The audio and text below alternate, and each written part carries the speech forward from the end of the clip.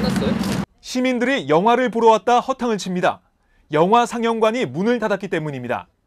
서울시민영화제 조직 위층은 8월 16일부터 30일까지 반포 세빛둥둥섬과 청교광장 등 서울 시내 5곳에서 지자체의 지원 없이 오로지 기업들의 후원을 받아 시민들에게 무료 영화 관람 기회를 제공하는 첫 야외 영화제를 열겠다고 홍보했습니다.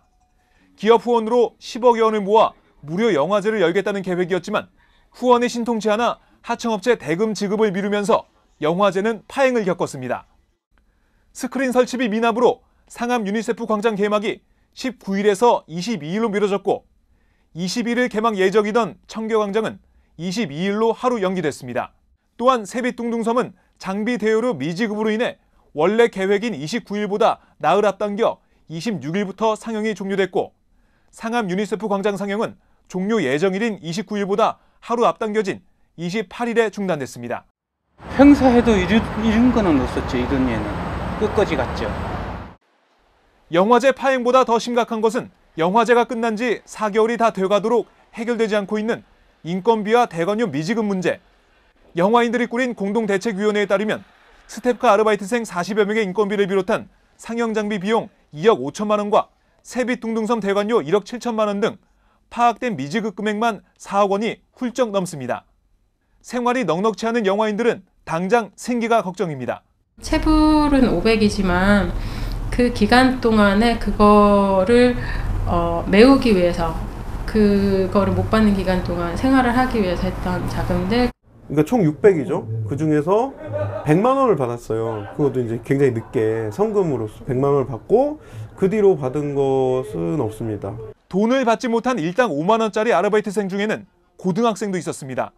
이제 어린 친구들이 대부분이어서 심지어 고등학교 1학년도 있었어요. 저한테도 막 울면서 전화오고. 영화제에 수천만 원의 후원금을 지원했던 기업들은 영화제가 잘 끝난 줄로만 알고 있었다며 임금 체불 소식에 황당하다는 반응을 보였습니다. 임금 체불이나 이런 건 아예 상상도 못할 일이네요, 사실은. 안타깝죠, 저희 입장은. 네, 저희는 잘 된 줄 알고 있었는데 황당스럽긴 하네요. 대책위는 조직위가 수억 원의 기업 후원금을 받고도 임금을 체불했다며 조속한 임금 지급을 요구하고 있지만 조직위는 아직까지 아무런 책임을 지지 않고 있습니다. 이혁진 조직위원장은 자신은 주로 기업들의 후원금 모금과 장소 섭외를 맡았을 뿐이고 미지급금은 하진욱 집행위원장이 책임을 져야 한다고 주장했습니다. 본인이 다 책임을 져야 되는 것을 지금 이행을 안 하고 있는 것인 게 문제의 본토의 핵심이고요. 본인이 횡령했던 본인이 착복한 돈에 대해서 모든 것을 이행만 하면 되는 문제예요. 하진욱 위원장은 연락을 끊고 피해 다니다 최근 경찰에 붙잡혔지만 서울서초경찰서와 서울지방노동청에 한두 달 내에 자진 출석하라는 요구를 받고 풀려났습니다. 영화인들은 단지 이번 영화제뿐만 아니라 예술 분야에서는 이런 임금 체불이나 연체 사례가 비일비재하다며 이번 기회에 잘못된 관행을 바로 잡아야 한다고 강조했습니다. 경제활동을 할 때마다 지금 사기를 연달아서 3번을 당하니까 이게 보증금을 사고가 터졌을 때마다 조금씩 빼서 작은 데로 옮겨야 되고 이게 지금 3번이 왔어요. 3번이 왔고 그래서 지금 그러니까 최후에 남은 보증금 1,000만 원짜리의 월세 작업실에서 지금 있는데 이것까지 이제 빼야 되나? 이제 그런 상황까지 온 거예요. 이쪽으로 한 4, 5년 있으면서 느낀 건데 네. 좀 문화계 쪽은 이런 게 되게 많잖아요. 인맥이나 그렇게 연결이 돼 있으면 저 같은 경우는 아까 말씀드렸던 것처럼 한 1년, 2년 이렇게 하다가 받은 경우도 있긴 해요. 특히 프로그래머 등 공연기획자는 임금 근로자가 아니라 하도급 계약을 맺는 개인 사업자로 간주되기 때문에 체불 임금을 더 받기 어렵습니다. 을 중에 을이란 겁니다. 임금을 받으면서 일을 하는데 근로계약서도 좀 안 쓰고 그런 경우들은 보호를 못 받거나 아니면은 애매한 고용관계인지 아니면 도급관계인지 애매하게 되는 경우들도 있고 그래서 그게 좀 많이 문제가 되죠. 그렇다면 어떻게 해야 예술 분야 종사자들이 정당한 노동의 대가를 받아낼 수 있을까? 전문가들은 법적인 안전장치를 위한 근로계약서 작성과 행사 주최 측의 비용 지급을 위한 담보 마련을 제도화해야 한다고 강조했습니다. 계약 관행이라든가 근로계약이든 아니면은 도급계약이든 이런 계약 관행들이 바뀌어져야 될 것들이 사실 되게 큰 것 같고요.